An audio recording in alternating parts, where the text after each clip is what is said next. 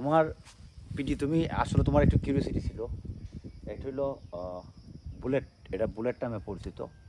এটা মুক্তিযুদ্ধের যে শহীদ তাদের ইয়েতে এটা করা হয়েছে। আর এখানে একটু একটু আইবা, এখানে মাধবপুর থানার মাধবপুর উপজেলার যত মুক্তিযোদ্ধা আছে ইউনিয়ন ভিত্তিক এই জায়গা দেখো আলাদা করে প্রত্যেকটা ইউনিয়ন দেখো, মাধবপুর পৌরসভা, ধর্মগড়, চৌমনি, বহরা, আদাউর, আন্দিউরা, শাহজাহানপুর, জগদীশপুর, বাগাসুরা, বুল্লা, নোয়াপাড়া, প্রত্যেকটা ইউনিয়ন কিন্তু একদম তারা একদম ইয়ে করে এখন দেখতে একটু খারাপ লাগতেছে, বাট এটা ঠিক করা হইতেছে, এটা আন্ডার কনস্ট্রাকশনে আছে, এটার সামনে আরো সুন্দর হবে। আচ্ছা, আরেকটা জিনিস, এই তো বুলেট দেখলাই, গেটটা যেহেতু বন্ধ, আমরা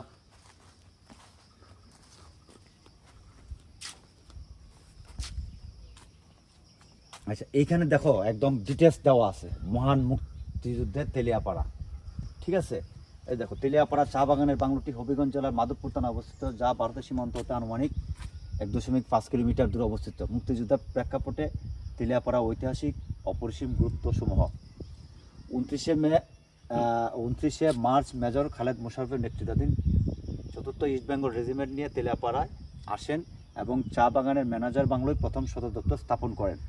তুমি কি বুঝতে পারছো এর গুরুত্বটা? আচ্ছা, 1 April major KM Shafiullah Kishoreganj থেকে 2য় ইস্ট বেঙ্গল নিয়ে তেলিয়াপাড়ায় আসেন এবং চা বাগানের ম্যানেজার বাংলায় 2য় এবং 4th ইস্ট বেঙ্গল রেজিমেন্ট যৌথ সদর দপ্তর স্থাপন করেন।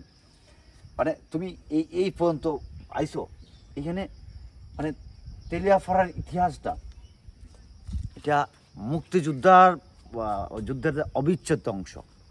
আর মূলত যে বারংবার যে বাংলাটার কথা হইতেছে, এটি হলো এই যে সেই বাংলা, এই যে পিছনে এটি হলো সেই বাংলা। তুমি একটু জুম করে দেখাও, গেটটা বন্ধ নাইলে আমরা হয়তো ভিতরে নিয়ে যেতাম, ঠিক আছে।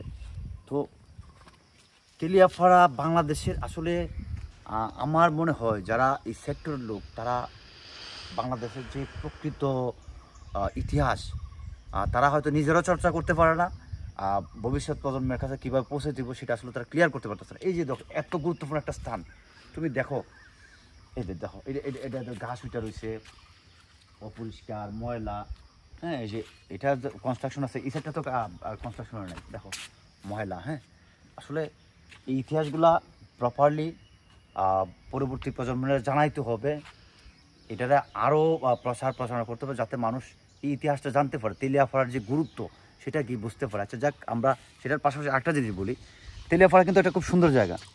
আমরা রাস্তাতে আসার সময় দেখাইছি খুব সুন্দর চা বাগান, একটু নিয়ে এবার এই যে দেখ, এদিকে পুরাটাই চা বাগান, আর খুব সুন্দর একটা লেক আছে এখানে,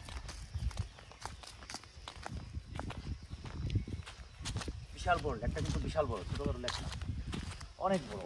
ওই যে এইদিকে গিয়ে ওইদিকে ঢুকছে, আবার এইদিকে আসা ওই যে ভিতর দিকে গেছে, বুঝতে কি দেখো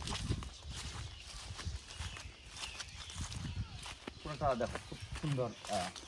শাপলা তো বা পদ্মা, আমি দুইটা ফুলের মধ্যে পার্থক্য করতাম পারি না, সব কিছু মিললা এই হলো তেলিয়াপাড়া। আইবাইন, ধন্যবাদ সবাই।